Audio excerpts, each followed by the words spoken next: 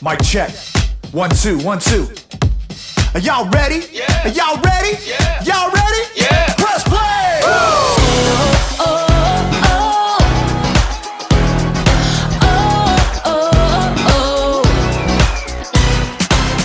Jesus, we know.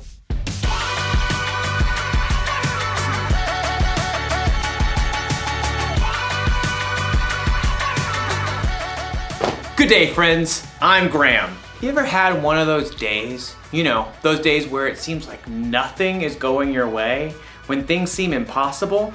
Maybe you've had one of those weeks, one of those years even. Well, I've got some good news. I know what can make your day better. Music! But it's true.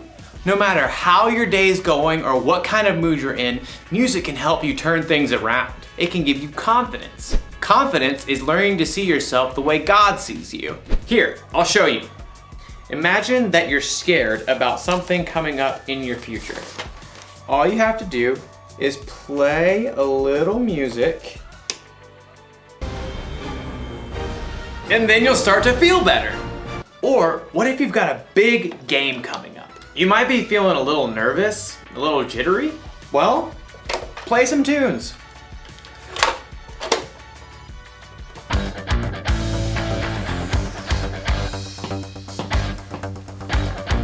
And you'll be ready for the game in no time. But what if you're just feeling low? You can sit in your room all day moping, or you can get up and get moving. You see, music can help, and there's so many different kinds of music to choose from. You'll have plenty of options when things seem impossible. Today's story will show us how God deals with the impossible. I think it might be impossible for me to move right now. I'll see you when I figure this out. The Bible. It's 66 books of history, stories, letters, and poetry that fit together to form God's one big story. The epic adventure of how He created us and loves us so much that He made a way to rescue us. As we travel through the Bible, from Genesis to Revelation, we discover people who met God and found their lives changed forever. Now, for an amazing story, inspired by the book of 1 Kings. Chapter 18. Israel was ruled by many kings who didn't listen to God, but King Ahab was the very worst. He even built a temple to a false god. Everybody worship Baal. He is very great because, I don't know, he can make it rain and stuff. Woot! But the Lord sent a prophet named Elijah to deliver a message to King Ahab. As the Lord lives, there will be neither dew nor rain in the next few years, except at my word. You pipsqueak. Baal can make it rain. Also, off with your head. Elijah quickly departed the palace, and at the Lord's direction, he escaped and hid east of the Jordan River. For 3 years, there was no rain in Israel. Impossible. I won't allow it. Baal, make it rain this instant. Crops failed, rivers and brooks dried up. King Ahab was desperate. In fact, his wife Jezebel even hunted down most of the prophets of God that were left in Israel. Off with their heads. But through it all, God provided food and water for Elijah. In the 3rd year of the drought, God spoke to Elijah again.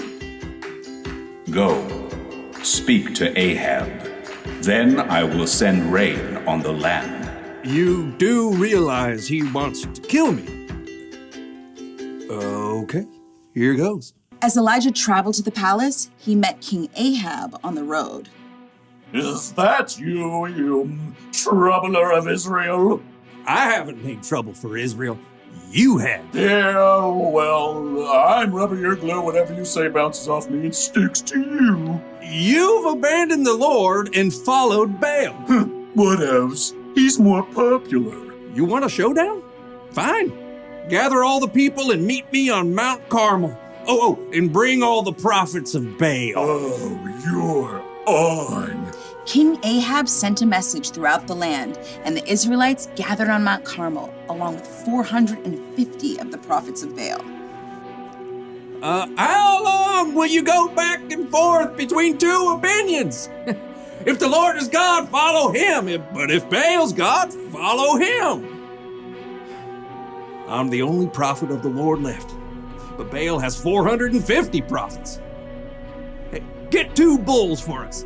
Let Baal's prophets prepare one of the bulls and place it on an altar to Baal, but not light it. I'll put the other bull on an altar to the Lord. The God who answers by fire, well, he is God. What you say is good. The prophets of Baal prepared a bull as a sacrifice and placed it on the altar to Baal. Baal, this is for you. Light this bull on fire. Hey, Baal, answer us. From morning until noon, the prophets of Baal danced around the altar, calling on their false god. Hey, shout louder. Maybe he's asleep or on a trip.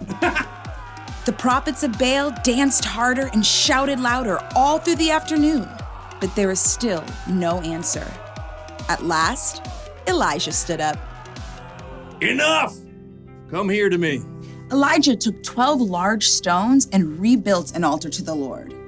Then he took the bull and sticks of wood and placed them on the stones and dug a deep trench around the entire altar.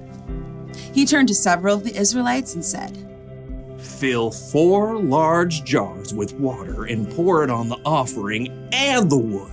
You do know wet wood doesn't burn, right? Just do it. Now do it again. Do it a 3rd time. The wood became so wet, water even flowed down the altar and filled the trench. Lord, the God of Abraham, Isaac, and Jacob, let everyone know that you are the one true God. Answer me, Lord, so these people will know that you are God and that you are turning their hearts back again. There was a long moment of silence. Everyone waited, breathless. And then, fire fell from heaven onto the altar and instantly burned up the wet wood and the sacrifice, even licking up the water in the trench. The people fell on their faces. The Lord is God! Terrified, the prophets of Baal tried to escape, but were captured and wiped out. Elijah turned to King Ahab. Go, eat and drink, for there is the sound of a heavy rain. Though the sky was completely clear, in a short time a tiny cloud appeared.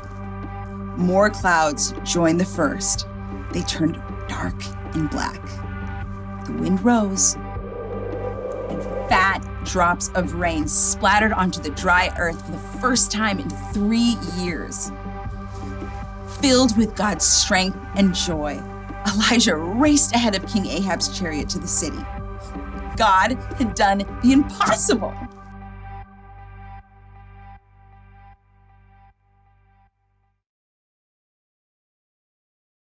Music can help when you need a boost, but if you really want to know how to deal with the impossible, you should read the Bible. The things that seem impossible to us are totally possible for God. Listen, God sent fire down from heaven. He parted the Red Sea. He made the sun stand still. Jesus walked on water. He calmed a storm just by telling it to be quiet. He came back from the dead. Oh, and God created the earth, the sky, and the entire universe from nothing. God can do anything. Do you know what that means? It means that when you're having one of those days, or weeks, or months, or years, where things seem impossible, you can trust that God is still with you and that He's still in control. He can make your impossible seem small. Can you believe all that music fits onto this little thing? Doesn't seem possible. Here's the one thing to remember today.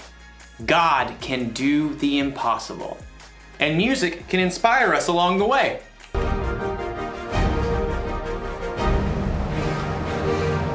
I'll see you next time.